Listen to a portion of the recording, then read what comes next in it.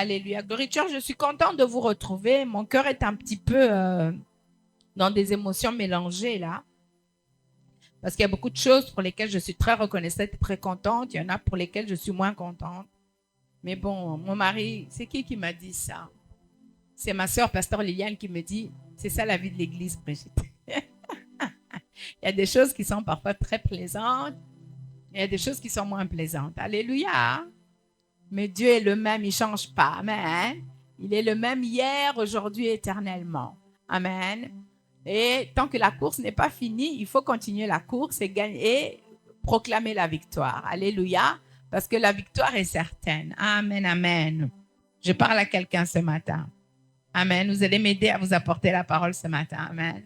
Il y avait ce chant que les louangeurs ont chanté. C'est notre sœur précieuse qui l'a dirigé. C'est Yahweh biso tobelemi pembeni na yo. Tosopi mitema na biso. Et tolingi koloba nyonso yo saleli biso. Yahweh nzambe zwa lokumu.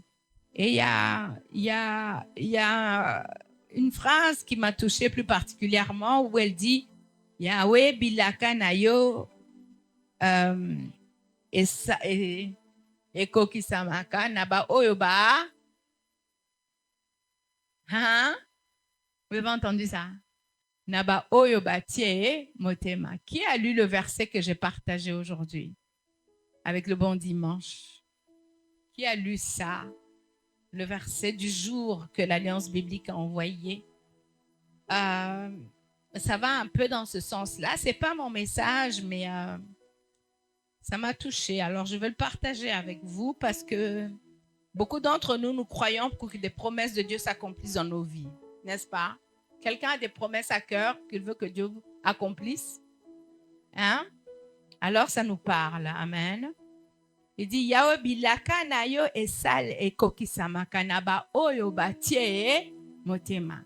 Je parlais à l'une de mes filles et je disais est-ce que tu es satisfaite? Elle me dit non, je ne suis pas satisfaite. Je dis est-ce que tu en parles au Seigneur? Oui.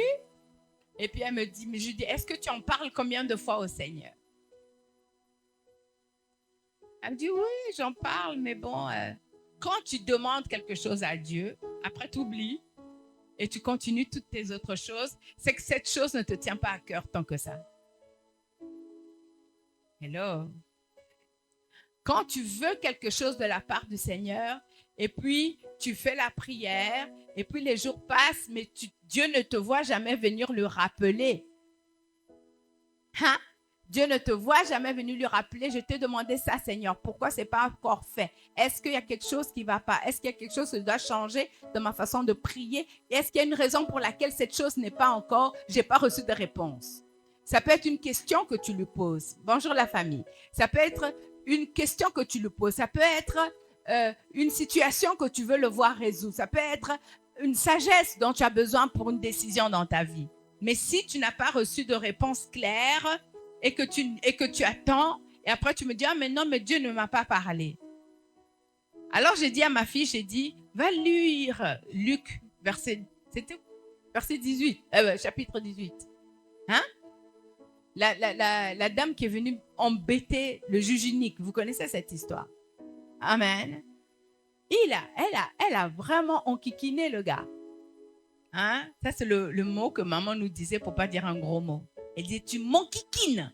Ça, c'est un mot que ma maman disait toujours quand j'étais petite. Vous m'enquiquinez, laissez-moi tranquille. Hein? Et donc, elle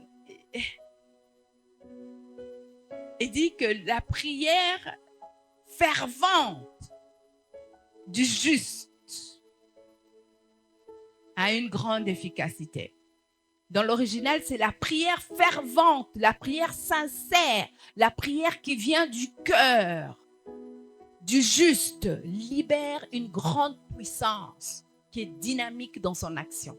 Ça, c'est la version amplifiée de ce verset-là. Quand on n'a pas de réponse, c'est qu'on n'a pas désiré tant que ça la réponse. Parce que Dieu répond toujours. Dieu répond toujours. Alléluia. Il y a la ferveur, il y a le désir, il y a le feu. Il y a la détermination quand on veut quelque chose et que cette chose est devant nos yeux.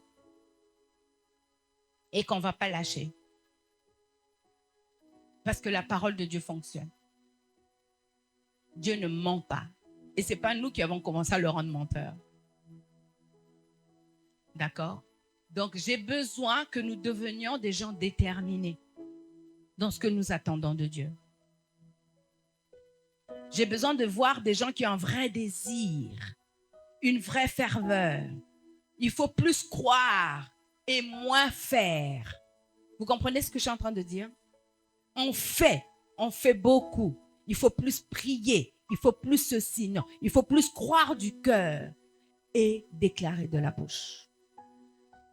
Parce que ça, la Bible dit, Jésus dit dans Jean 6, il dit, l'œuvre de Dieu, c'est de croire.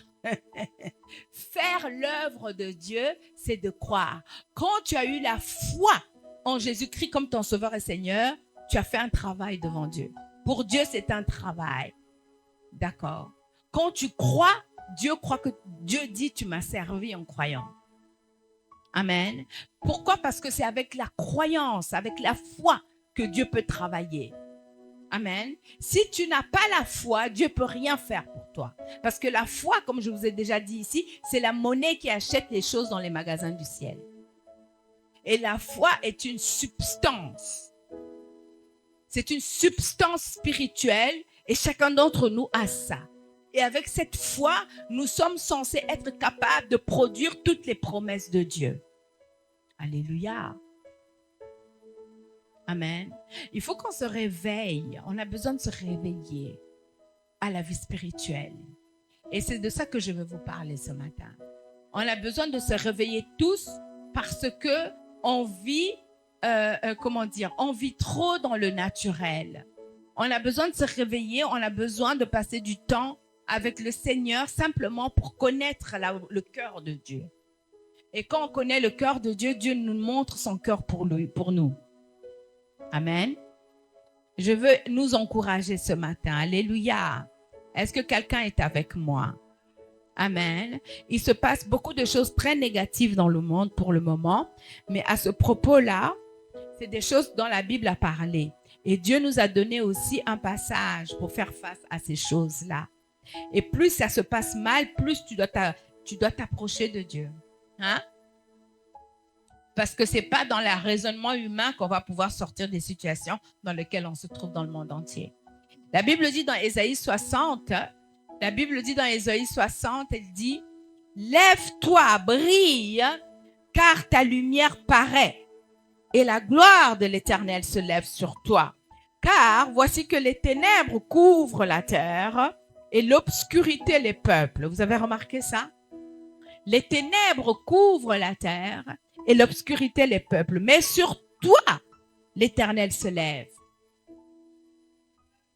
Mais sur toi, l'Éternel se lève. Sur toi, sa gloire apparaît. Amen. Sur toi, il dit, des nations marcheront à ta lumière et des rois à la clarté de ton aurore. D'accord? Ça, c'est une prophétie qu'on peut parler de l'Église pour ça. Parce que l'Église a été appelée à la gloire. Alléluia. L'Église porte la gloire de Dieu. L'Église porte, peu importe comment nous nous sentons par rapport à ça, dans nos émotions, mais la vérité est que en toi, il y a la gloire de Dieu. En chacun d'entre nous qui est né de nouveau, il y a la gloire de Dieu.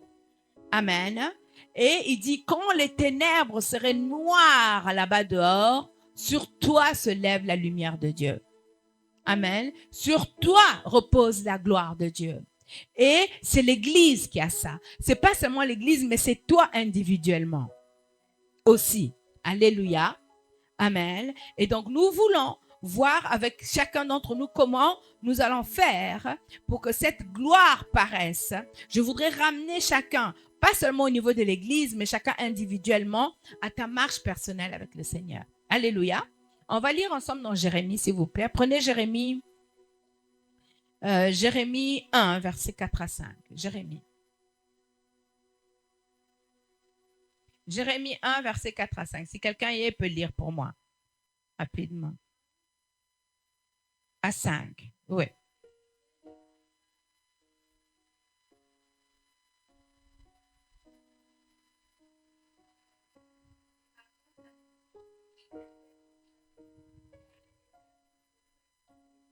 Mhm. Amen. Le Seigneur dit à Jérémie, il lui dit, avant que je ne te forme dans le ventre de ta mère, je te connaissais. D'accord? Il dit, avant que tu ne sortes de son sein, je t'avais consacré. Je t'avais établi prophète pour les nations. Donc, il dit à Jérémie, avant même que je te forme dans le sein de ta mère, j'avais déjà un plan pour ta vie. Hein? J'avais déjà établi un plan pour ta vie. Donc, tu n'es pas venu par hasard, d'accord? Quand je t'ai créé, avant même de te créer, j'avais déjà établi dans mon cœur ce qu'allait être ta vie. Et il a dit à Jérémie, je t'ai appelé à être prophète. Et quand Dieu a parlé comme ça a établi dans le cœur de Jérémie son identité. D'accord? Pourquoi il était là? La mission qu'il avait sur la terre. Sa raison de vivre. Alléluia. Et ça l'a aidé. Et c'est ce qu'il a fait. Jérémie a donné plein de prophéties. D'accord? Même des prophéties messianiques. Donc Dieu l'a utilisé pour parler sur la terre les choses qu'il comptait accomplir dans la suite. Amen. Et Dieu annonce toujours à l'avance ce qu'il va faire. Donc il a parlé à travers Jérémie, il avait un plan et il a conçu l'instrument qui allait porter son plan sur la terre. Alléluia. On va lire dans Psaume 139. C'est 13 à 16. Psaume 139, pardon. Alléluia. Psaume 139. Est-ce que le message est enregistré? Psaume 139, verset 13 à 16, qui dit ceci. C'est toi qui as formé mes reins, qui m'as tenu caché dans le sein de ma mère. Je te célèbre car je suis une créature merveilleuse. Tes œuvres sont des merveilles, c'est-à-dire que moi aussi je suis une merveille, puisque je suis son œuvre. Amen. Donc tu parles de toi-même. Moi aussi je suis une merveille. Et mon âme le reconnaît bien. Mon corps n'était pas caché devant toi lorsque j'ai été fait en secret, tissé dans les profondeurs de la terre. Quand je n'étais qu'une masse informe, tes yeux me voyaient. Et puis, sur ton livre étaient tous inscrits les jours qui étaient fixés. D'accord? Il y a des versions qui disent les jours qui m'étaient fixés. D'accord? Des jours qui étaient prévus pour ma vie.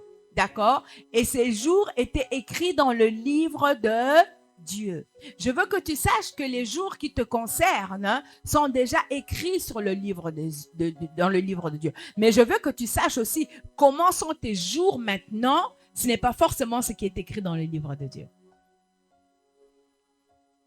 Il y a quelque chose qui doit se passer pour qu'il y ait un alignement entre ce qui est écrit dans le livre de Dieu et ce que tu vis réellement. Parce que beaucoup de gens vivent plein de choses, ils disent « Ah, c'est Dieu qui l'a voulu ». C'est faux. C'est faux. Dieu a donné, Dieu a repris. C'est faux. Quand un enfant meurt quand il a 2 ans, ce n'est pas Dieu qui l'a pris. Ce n'est pas biblique de dire ça. D'accord? Ce n'est pas biblique de dire ça. Tout ce qui t'arrive, ce n'est pas Dieu qui l'a voulu. J'annonce quelque chose à quelqu'un. Il est écrit dans ton livre, était écrit tous les jours qui m'étaient réservés.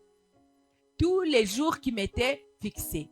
D'accord? Donc, il y a des jours que Dieu a écrits et je vous annonce que les gens qui sont en train d'aller en enfer, c'est pas ce que Dieu avait écrit dans son livre pour leur vie.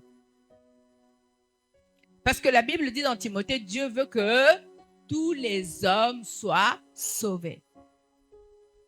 Mais tous les hommes ne sont pas sauvés. Est-ce que c'est Dieu qui veut ça? Pourquoi? Parce que Dieu nous a créés avec un libre arbitre. D'accord? Dieu nous a créés avec un libre arbitre et à un certain moment, qu'est-ce qui se passe? Nous avons un choix à faire. D'accord? Quand nous venons en contact avec la volonté de Dieu, nous avons un choix à faire. D'accord? Et ce choix, c'est pas une bonne fois pour toutes. Le plus grand choix, c'est de devenir enfant de Dieu. Nous sommes tous d'accord. Le plus grand choix, c'est de recevoir Jésus comme son sauveur et son Seigneur, de mettre sa foi dans le sacrifice de Jésus à la croix et dans sa résurrection d'entre les morts. Ce qui nous donne accès au Saint-Esprit et à la parole de Dieu. D'accord? Donc, toutes les choses qui arrivent dans notre vie, ce n'est pas la destinée que Dieu a préparée pour nous. Maintenant, quelqu'un va me poser la question, comment je fais pour connaître ma destinée? Comment je fais pour vivre les jours que Dieu a écrits dans son livre pour moi? Comment est-ce que ma vie peut être que ta volonté soit faite sur la terre comme elle est faite dans les cieux? Amen. Est-ce que vous êtes d'accord avec moi parfois qu'il y a des décisions que nous prenons nous-mêmes et dont nous subissons les conséquences? Est-ce que Dieu était là-bas? D'accord? Donc, on ne peut pas dire Dieu l'a voulu, ou il y a des gens qui trouvent des excuses, genre, peut-être que Dieu a permis ça. Hein? Peut-être que Dieu a permis ça pour que ci et là, pour que ci et là. C'est des mensonges.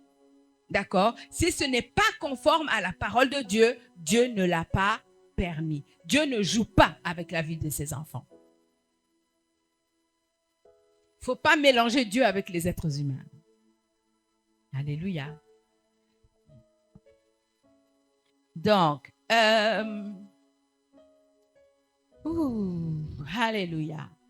Dans le livre de Dieu sont tous écrits les jours qui t'étaient réservés. On va parler d'un autre homme qui a connu ça aussi. Regardez avec moi dans Acte 9. Dans le Nouveau Testament maintenant.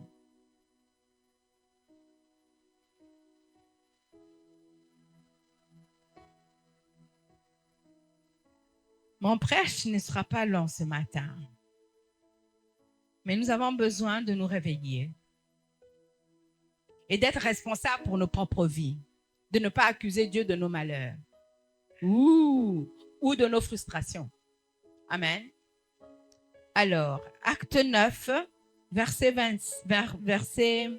3 à 6. 3 à 6. Qui dit, en parlant de l'apôtre, à l'époque c'était Saul, comme il était en chemin et qu'il approchait de Damas, tout à coup, une lumière venant du ciel resplendit autour de lui. Il tomba par terre et entendit une voix qui lui disait « Saul, Saul, pourquoi me persécutes-tu » Il répondit « Qui es-tu, Seigneur ?» Et le Seigneur dit « Moi, je suis Jésus que tu persécutes. Il te serait dur de regimber contre les aiguillons. » Tout tremblant et stupéfait, il dit « Seigneur, que veux-tu que je fasse ?» D'accord? Que veux-tu que je fasse? Alors, si vous lisez la suite, vous allez voir que le Seigneur lui a répondu ce qu'il voulait qu'il fasse. N'est-ce pas? Il lui a dit quoi? Il lui a dit, lève-toi, entre dans la ville et l'on te dira ce que tu dois faire. D'accord? Le Seigneur Jésus est venu arrêter Paul sur le chemin dans lequel il était. Il est venu l'arrêter pour qu'il arrête de vivre des jours qui n'étaient pas écrits dans son livre.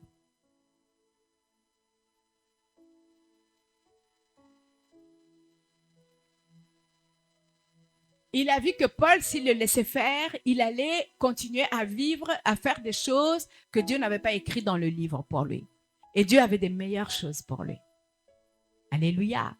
Mais il a fallu qu'il l'arrête. Et quand il l'a arrêté, il a fallu que Paul écoute, que Saul écoute ce que Dieu avait à lui dire. La première question un homme intelligent qu'il était, c'est « Qu'est-ce que tu veux que je fasse? Si tu m'as appelé, c'est pas pour rien. C'est qu'il y a une raison. Si tu es venu m'arrêter, c'est qu'il y a une raison. Qu'est-ce que tu veux que je fasse? » Frères et sœurs, s'il vous reste 5 ans à vivre sur la terre, Dieu a besoin de ces 5 ans pour accomplir des desseins dans votre vie. D'accord? S'il vous reste 80 ans à vivre, Dieu a besoin de ces 80 ans pour accomplir les choses qu'il veut accomplir en vous et au travers de vous. Comment vous vivez votre vie?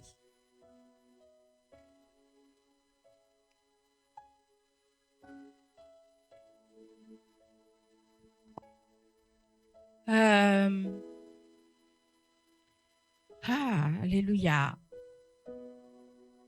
L'apôtre Paul On va voir dans 1 Corinthiens 9, 26. Seigneur Jésus, donne-moi la parole. Donne-moi l'expression, s'il te plaît, papa. Donne-moi l'expression. J'en ai besoin moi-même autant que les fidèles ici. Donne-moi l'expression.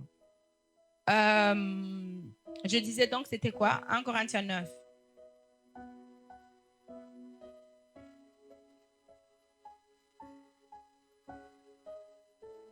« 1 Corinthiens 9, verset 26. Moi donc, je cours, mais non pas à l'aventure. » Ça, c'est le même homme qu'on a arrêté là-bas dans les Actes. Hein? Il est devenu Paul entre-temps. Il dit, moi, je cours, non pas à l'aventure. Je donne des coups de poing, non pas pour battre l'air. Au contraire, je traite durement mon corps et je le tiens assujetti par peur après avoir prêché aux autres, d'être moi-même disqualifié. Et il y a un autre passage où il parle des athlètes qui courent de manière à gagner la course. D'accord? Et à la fin de sa vie, il dit, j'ai couru ma course, j'ai fini, j'ai terminé. J'ai gagné la couronne de justice. Amen. Donc, ça veut dire quoi? Ça veut dire qu'il a trouvé ce que Dieu voulait qu'il fasse et il s'y est accroché jusqu'au bout. Et il a pris des mesures sur lui-même pour être sûr de ne pas passer à côté de ce que Dieu avait préparé pour lui. Alléluia. Et c'est le même apôtre Paul qui, dans Colossiens 1,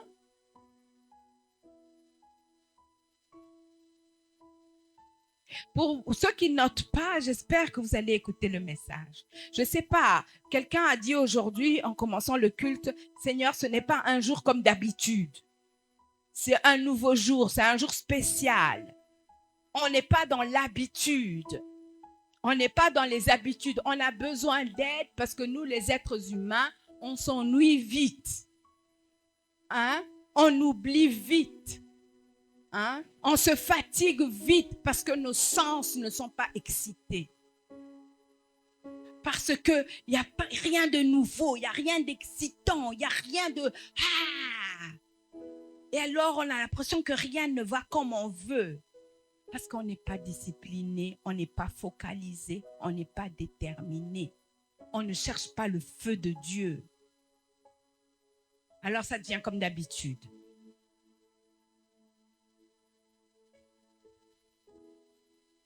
Chacun est responsable de sa marche avec le Seigneur.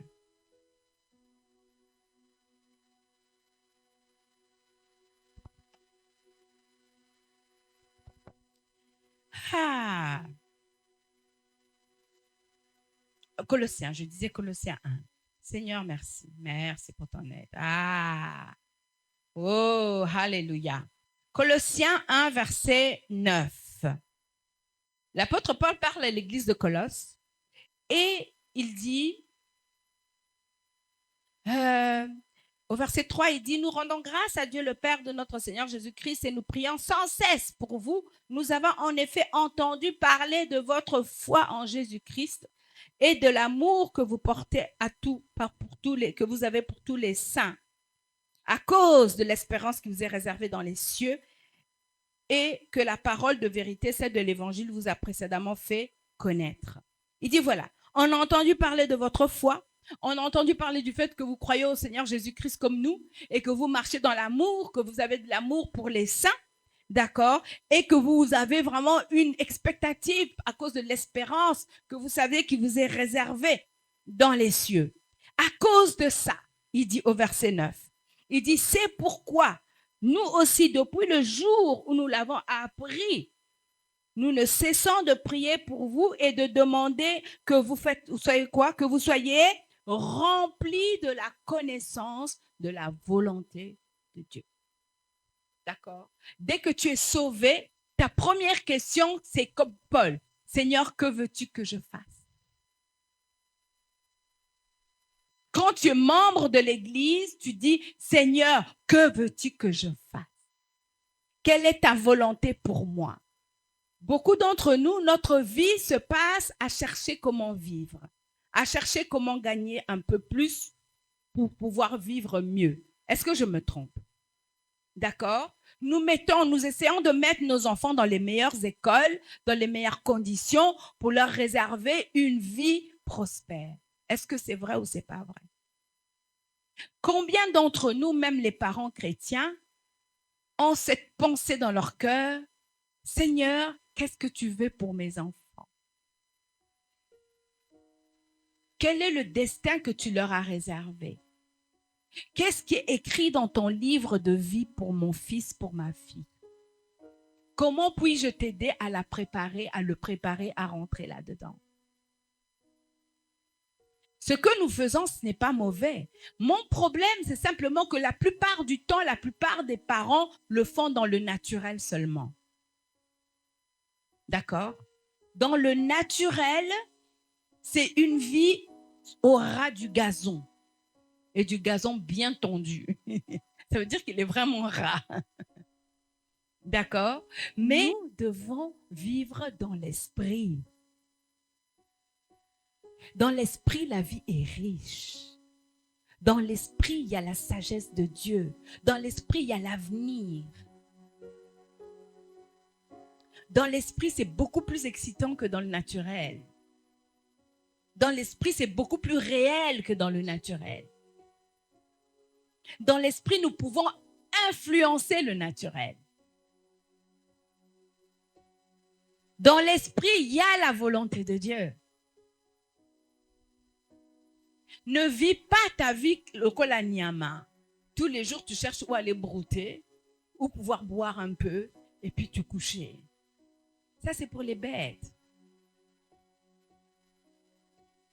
N'ai-je pas dit que vous êtes des dieux, dit la parole? Les dieux influencent le cours du monde. Qu'est-ce que nous allons choisir? Est-ce que nous allons continuer dans la médiocrité ou est-ce que nous allons décider de nous élever? Ah! Le royaume des cieux est descendu parce que Jésus est venu et il a fait des nés de nouveau. Il a fait des fils et des filles de Dieu. Donc, ça veut dire que le royaume de Dieu ne doit pas cesser de se manifester sur la terre. Et pour ça, il faut qu'il y ait des gens qui demandent, Seigneur, remplis-moi de la connaissance de ta volonté concernant ma vie. Montre-moi qu'est-ce qu'il est écrit dans tes pages de ton livre me concernant. Aujourd'hui, que dois-je faire? Où dois-je être? À qui dois-je parler? Qui doit entendre l'évangile sur ma route aujourd'hui? S'il y a des interruptions parce qu'on a pris de mauvaises décisions, nous avons la grâce de Dieu qui nous remet sur le bon chemin. Les décisions que vous voulez prendre pour vous-même, pour vos enfants, assurez-vous qu'elles viennent de Dieu. Ne mettez pas vos enfants sur un chemin que Dieu n'a pas initié. Parce que souvent, ce qu'on fait, c'est qu'on fait ce que nous, on a décidé selon notre sagesse et après, on demande à Dieu de bénir ce que nous avons décidé. Ça ne marche pas comme ça. C'est Seigneur, qu'est-ce que tu veux? Et moi, je m'aligne à ce que tu veux. Même si ça fait mal à ma chair, c'est bien qu'elle ait mal et qu'elle meure.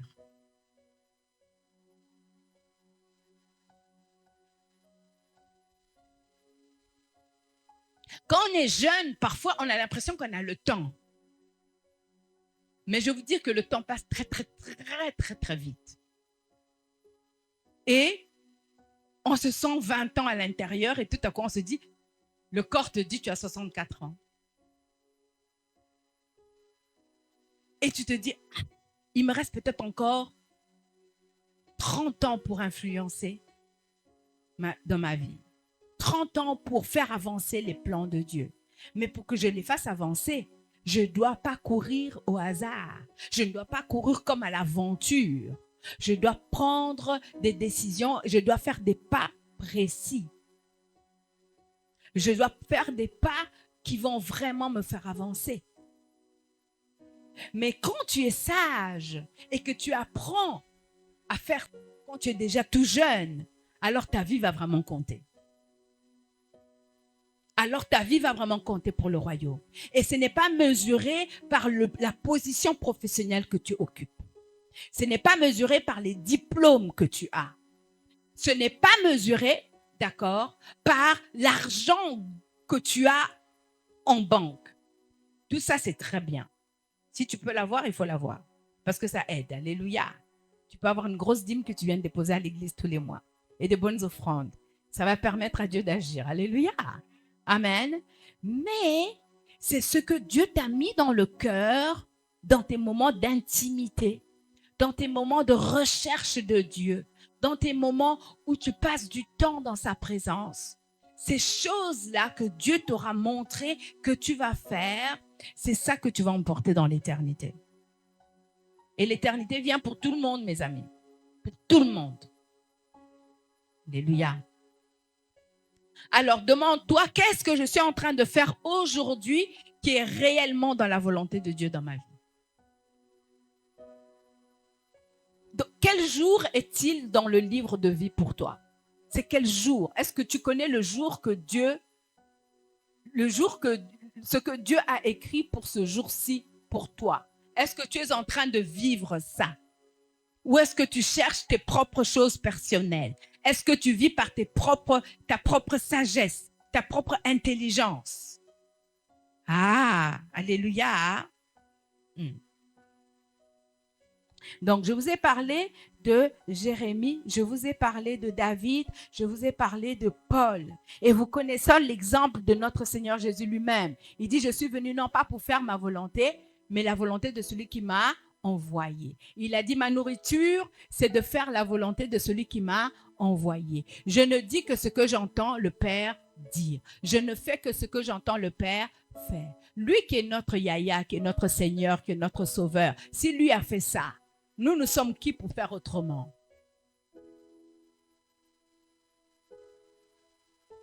Nous avons besoin de vivre une vie que Dieu peut qualifier de bonne vie. Et ce que je veux vous dire, la bonne nouvelle, c'est que Dieu ne nous laisse pas pour deviner tout seul ce qu'il faut faire. Il nous a donné des ressources. Il nous a donné des moyens. Il nous a donné des choses que nous pouvons utiliser pour connaître le jour dans lequel nous sommes. Amen.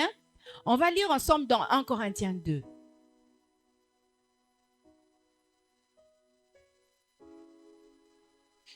Merci Seigneur Jésus. Merci de nous aider Seigneur Jésus.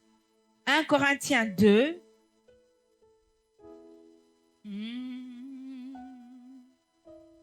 À partir du verset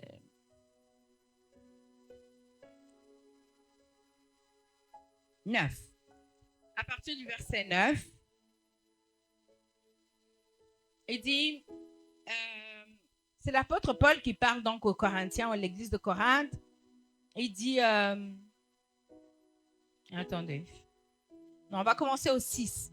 Il dit, cependant, c'est une sagesse que nous prêchons parmi les parfaits, sagesse qui n'est pas de ce siècle, ni des princes de ce siècle qui vont être réduits à l'impuissance.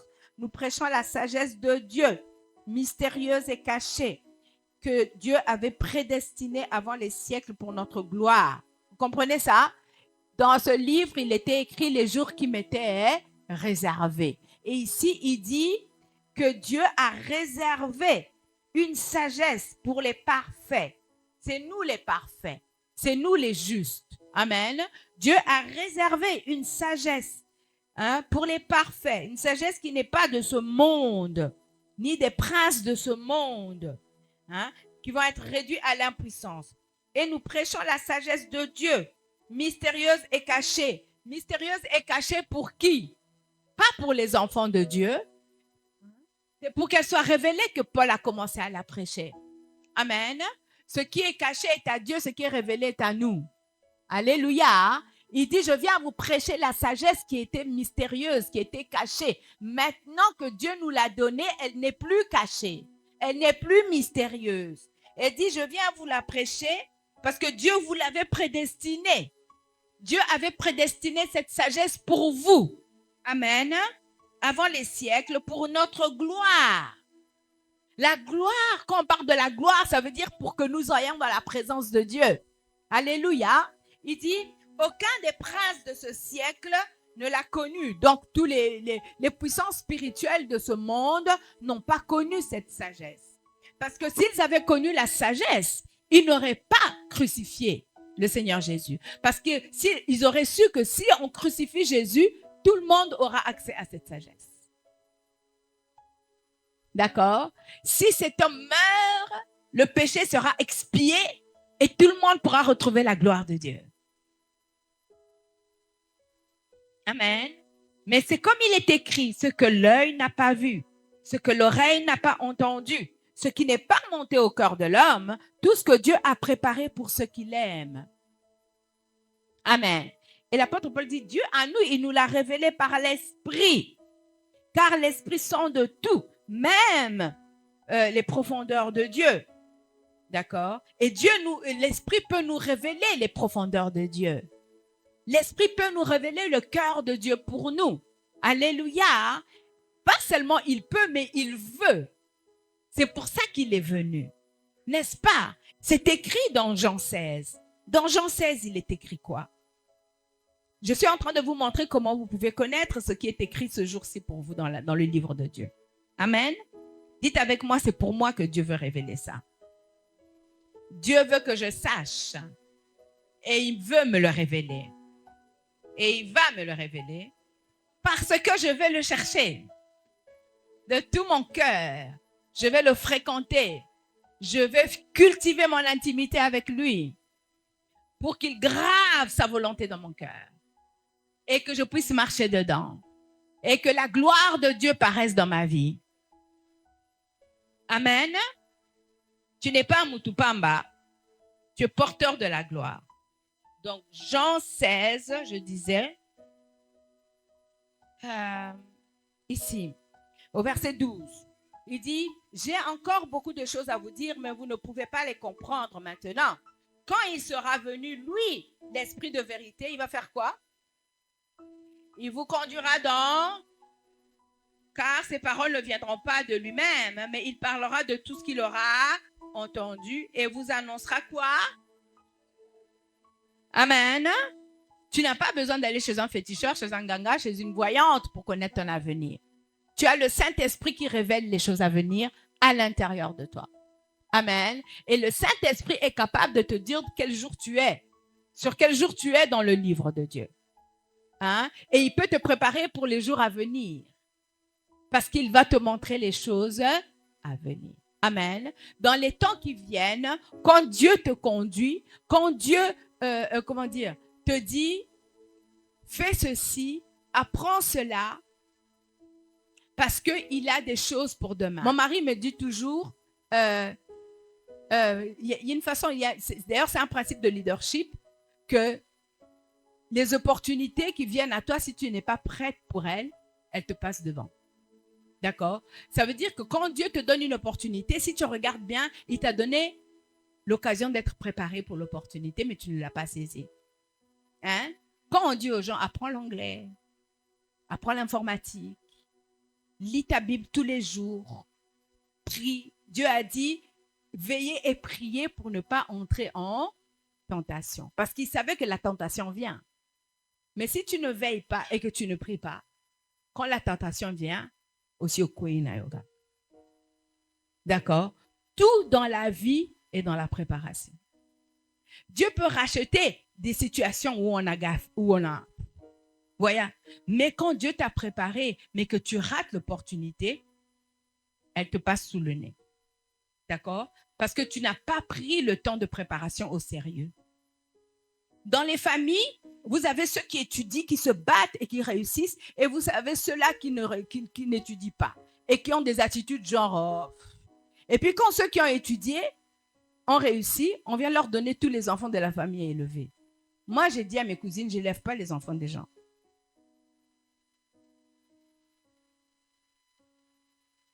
Quand mon papa est décédé, il y avait un de mes cousins, c'était un tabac comme moi, donc c'était le fils du grand frère à papa. Il est venu là-bas. Il a commencé à crier. Hein, ça veut dire vous faites votre argent vous-même, etc. Je dis, moi, en plus, je ne le connaissais pas beaucoup parce que je n'ai pas beaucoup vécu ici. Je dis, mais moi, j'ai ta dette.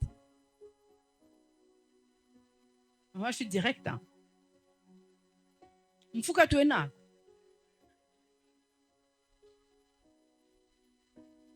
Le pire, c'est que moi, je suis venue pleurer mon père. Mon père est mort, je suis venue enterrer mon père et tu viens faire du bruit dans la veille de papa. Hein? Vous mangez vous-même votre... Quand nous tous on allait à l'école, toi, tu étais où? Parfois, c'est dans la même famille, même père, même mère. Il y a ceux qui étudient et ceux qui n'étudient pas. Et puis, quand tu réussis, maintenant, on te met sur ta conscience que tu es obligé de t'occuper. Parfois, c'est tes frères et sœurs. Papa et maman ont mal fait leur vie.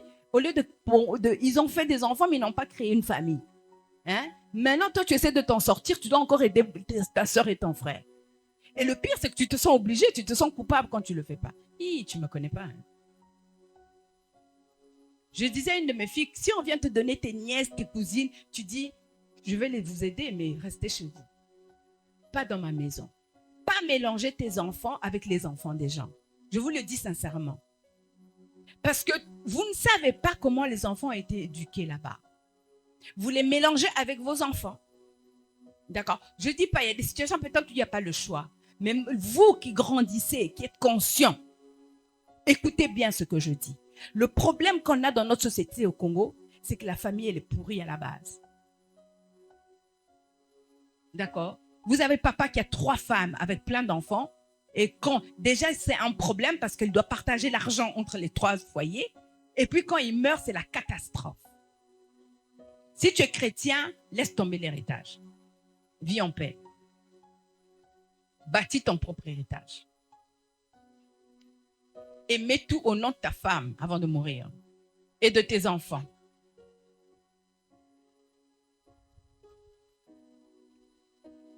Les hommes ne sont pas encore assez civilisés pour faire vraiment confiance à leurs femmes. Les femmes ne sont pas encore assez civilisées pour faire vraiment confiance à leur mari. Et c'est ça le problème.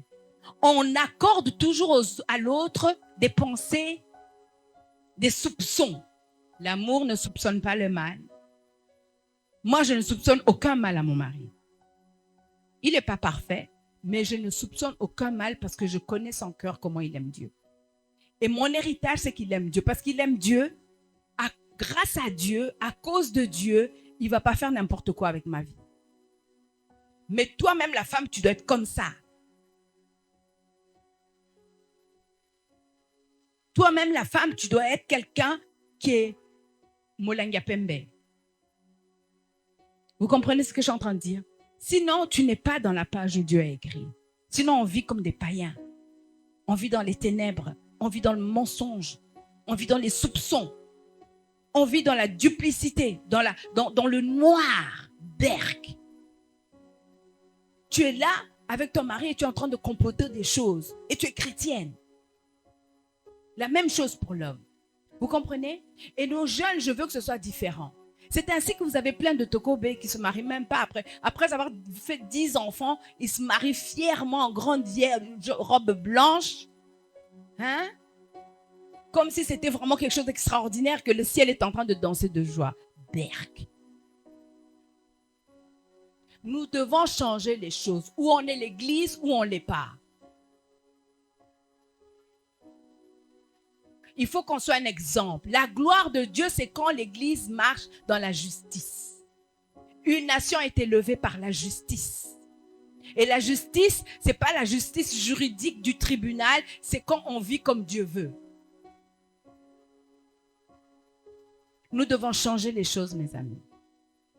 Les ténèbres couvrent la terre, mais sur nous se lève la lumière de l'Éternel. Qui va rester dans cette lumière? Qui va vivre les jours que Dieu a écrits pour lui dans son livre? Alléluia. Et l'apôtre Paul nous dit, ces choses sont disponibles, que Dieu a réservé pour nous des secrets dans l'esprit. Et c'est l'esprit qui révèle ces secrets-là. Mais toi, si tu ne passes pas du temps avec Papa Dieu, comment il va te montrer ses secrets? D'accord? Comment il va te montrer ses secrets? Si tu continues à te rouler, à forniquer, alors tu n'es pas marié, tu vas coucher, tu voles, tu mens, tu dissimules. D'accord? Comment est-ce que tu es aveuglé par ton péché? Comment est-ce que Dieu va te montrer ce qui est écrit pour toi? Dieu parfois nous donne des rattrapages. Hein? Dieu nous rattrape parfois dans la gloire. Quand les hommes te condamnent parce que tu as fait mal, mais Dieu, parce qu'il est bon. C'est un bon papa, il vient te relever par la gloire. Il y a un de mes fils pour lequel j'étais... Je ne comprenais pas bien comment il vivait, comment il servait. Et puis Dieu m'a dit, fais ça pour lui. Et c'était un geste pour l'élever. Alors que moi-même, je n'étais pas contente de lui. Quand je l'ai élevé, ça a produit du fruit. Pourquoi ça a produit? Parce que j'ai eu la sagesse de Dieu pour lui. Vous comprenez ça? Mon mari appelle ça le supernatural pastoring. Il dit, il faut faire le pastorat de manière surnaturelle. C'est-à-dire chercher le cœur de Dieu et faire ce que Dieu te demande. C'est ça qui est efficace. Amen. C'est pour ça que moi, je n'ai pas peur de dire je ne sais pas. Si Dieu ne m'a pas encore montré, je vais te dire je ne sais pas. Il faut que Dieu me parle. Vous comprenez ça? Amen. Je veux qu'on sente bon la vérité. Quelqu'un veut qu'on sente bon la vérité? Quelqu'un veut qu'on sente bon Jésus? Quelqu'un veut que nos vies soient un reflet vraiment de la gloire de Dieu? Amen. Dites avec moi, c'est possible. Je le veux. Seigneur, je te veux plus que tout. Ah, je prie qu'on chante ça de tout notre cœur. Pas simplement des mots, mais que vraiment notre cœur aspire à plus de Dieu, aspire à la gloire de Dieu, aspire au meilleur de Dieu. Amen. Alors là, je vous ai lu dans Jean 16. Je vais vous lire, je pense, une dernière fois dans Parole vivante. Quelqu'un a ça à la main, Parole vivante, là? Sinon, je prends dans mon téléphone, c'est pas grave. Tu l'as? Tu l'as pas? Dans le téléphone, ouais, moi aussi.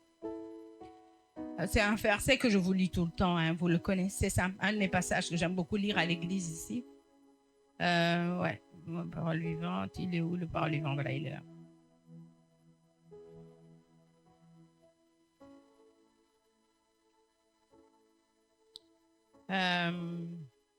On va prendre Éphésiens. Éphésiens 3, à partir du verset 14. Voilà.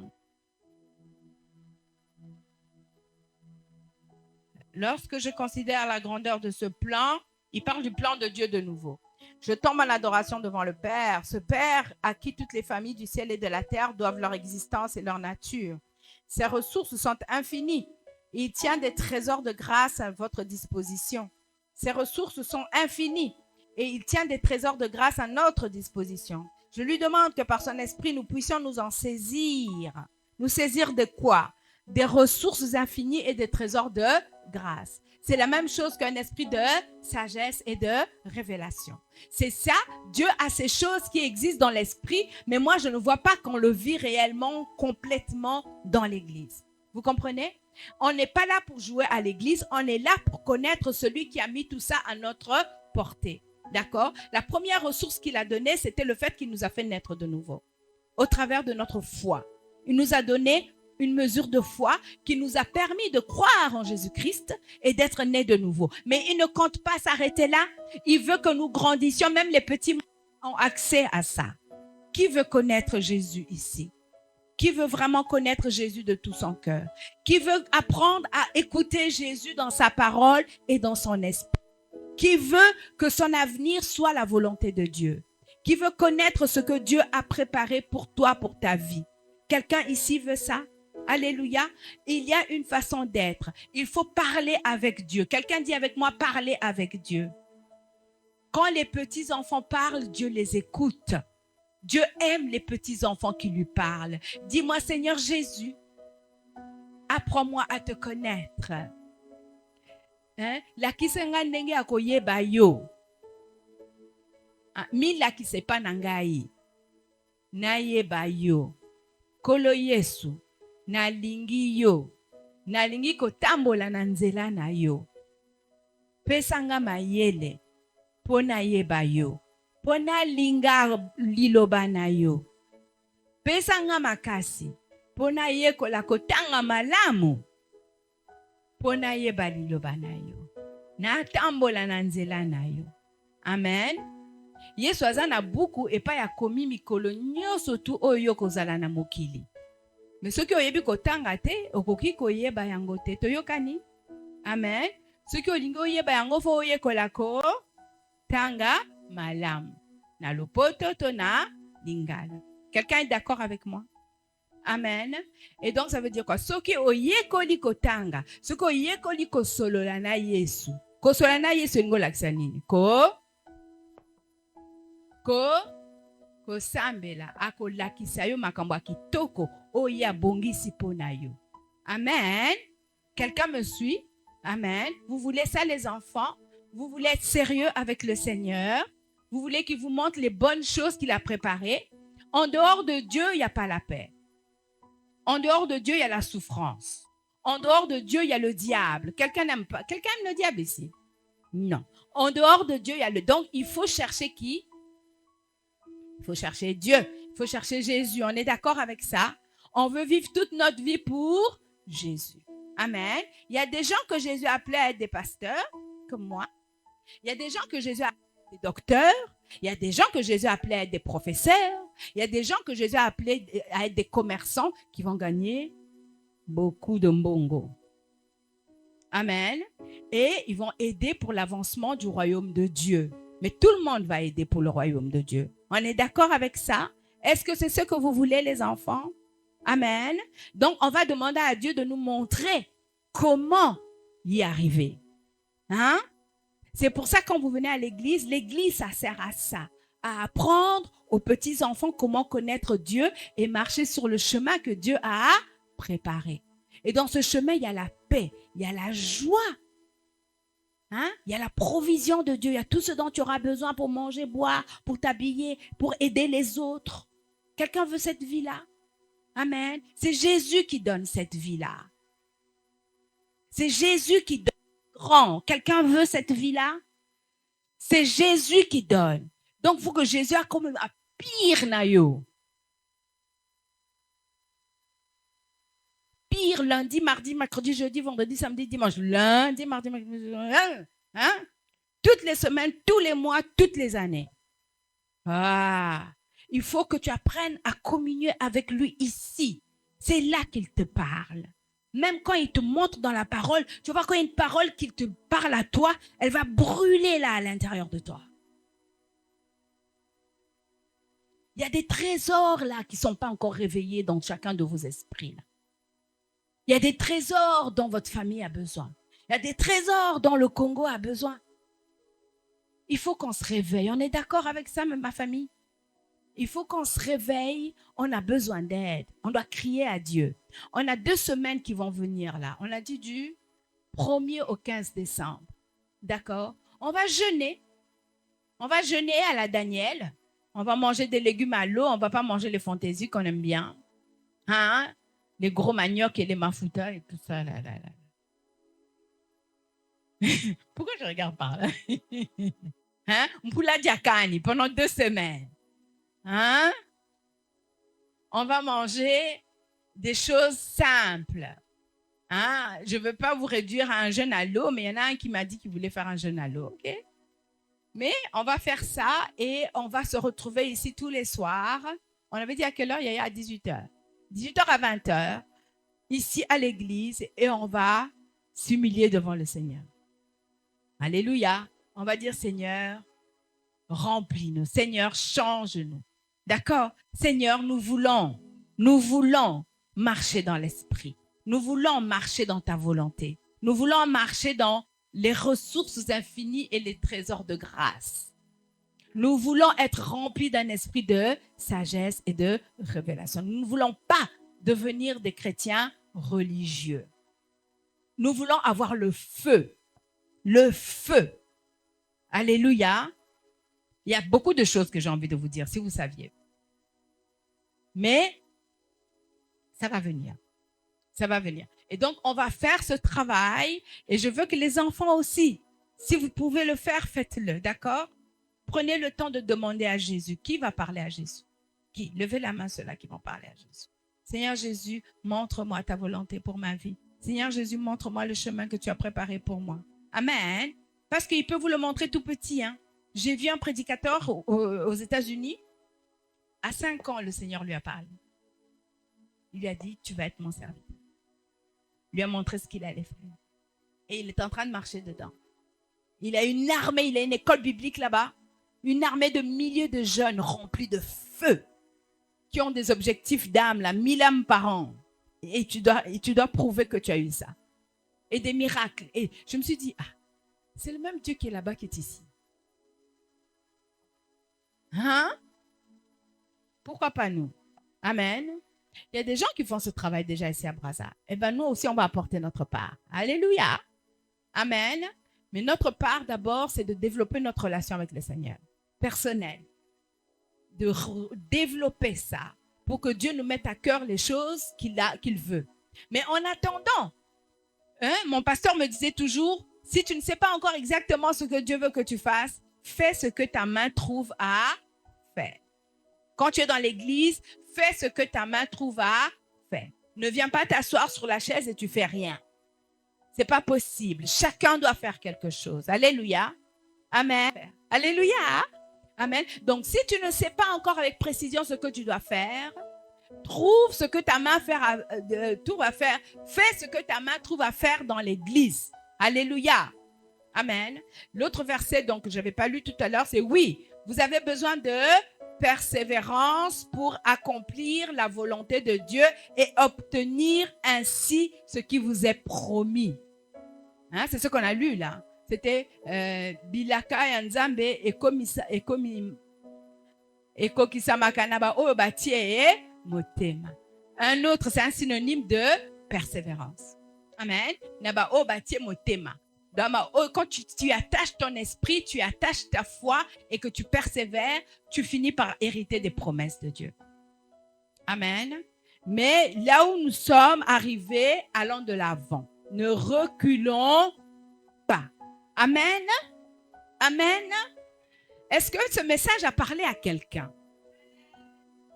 Alors, une des choses que nous savons, si ça vous a parlé, est-ce que quelqu'un est décidé à marcher dans la volonté de Dieu? Il y a une chose qui est écrite sur la page du livre de chaque chrétien dans le livre de Dieu. C'est gagner des âmes.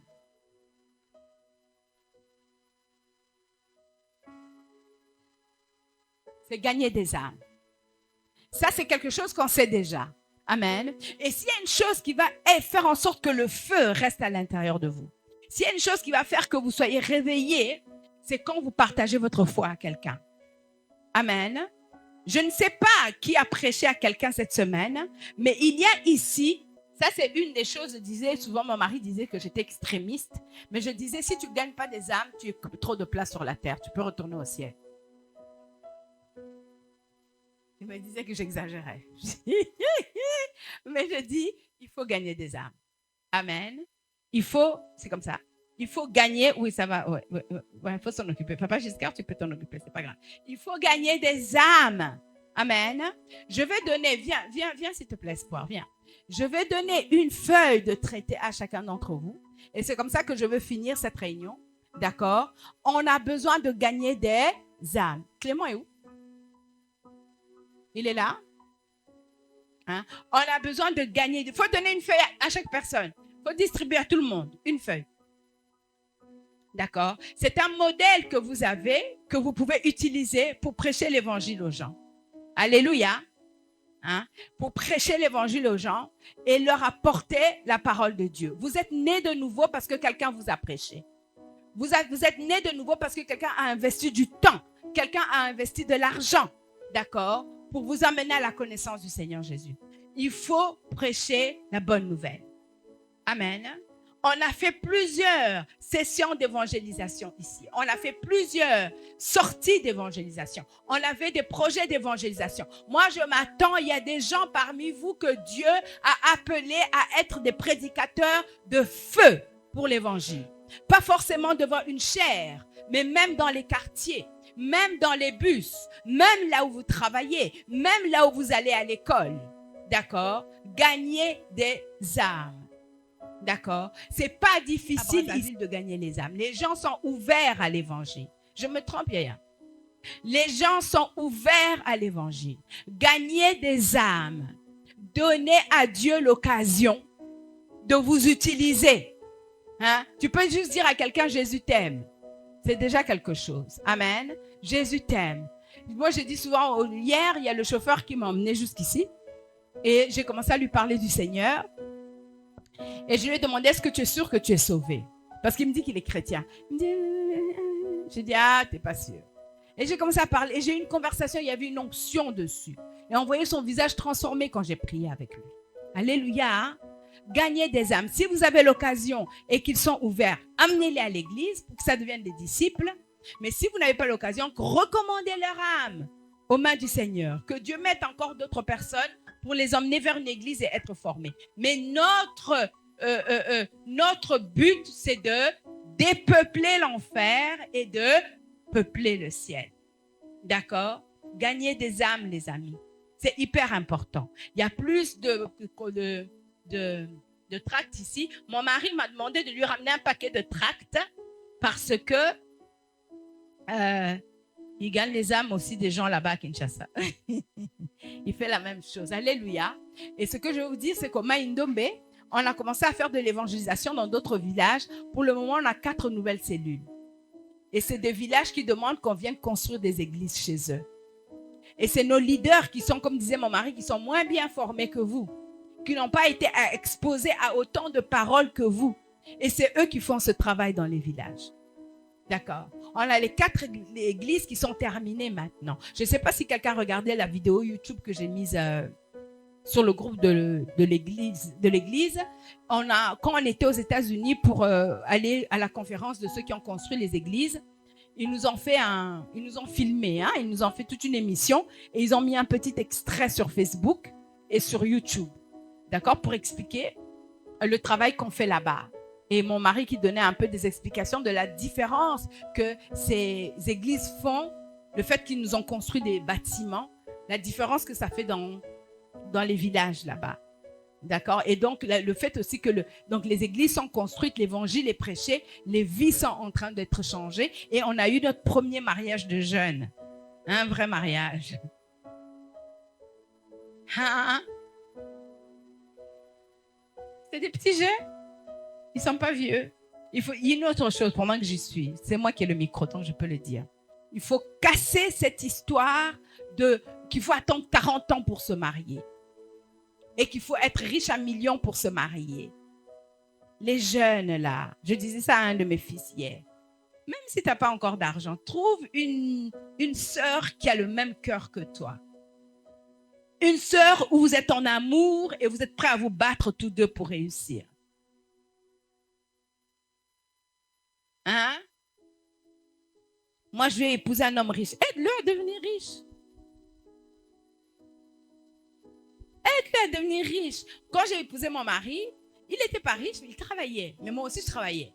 Il avait un bon salaire, moi, j'avais aussi un bon salaire. D'accord? À la fin, on a dû partir, j'ai laissé mon travail.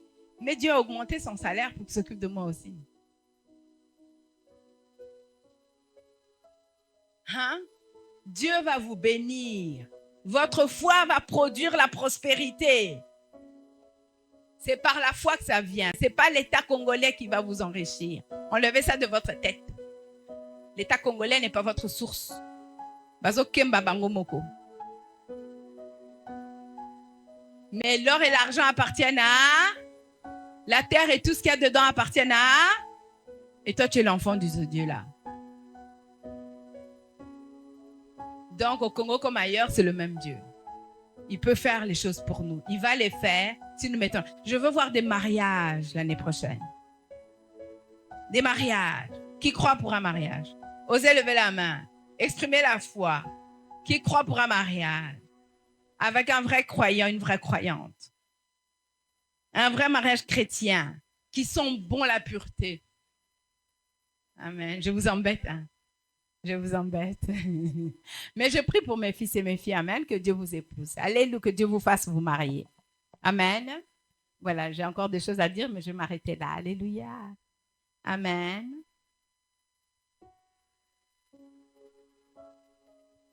Hein? L'année prochaine. Des mariages. Alléluia. Hein? Des filles qui ont... Vous savez, quand on fait des enfants jeunes, c'est moins compliqué. On est fort. Il y a moins de complications avec les grossesses. Est-ce que je me trompe? C'est vrai ou c'est pas vrai? Amen. Après 30 ans, le corps commence à... Donc, c'est bien quand tu as tes enfants et puis ils grandissent avec toi. Amen. C'est beau. Moi, je disais toujours, si j'avais pu, maintenant, tu vas me dire, ça va être comme Sarah, mais bon, j'ai plus envie maintenant. Mais moi, j'aurais voulu avoir 10 enfants. Hein. Tranquille. Tu fais grandir des petits justes pour le Seigneur. Hein? Regarde les 5 petites justes de maman à Colbout. Comment elles sont en train de bien tourner, là.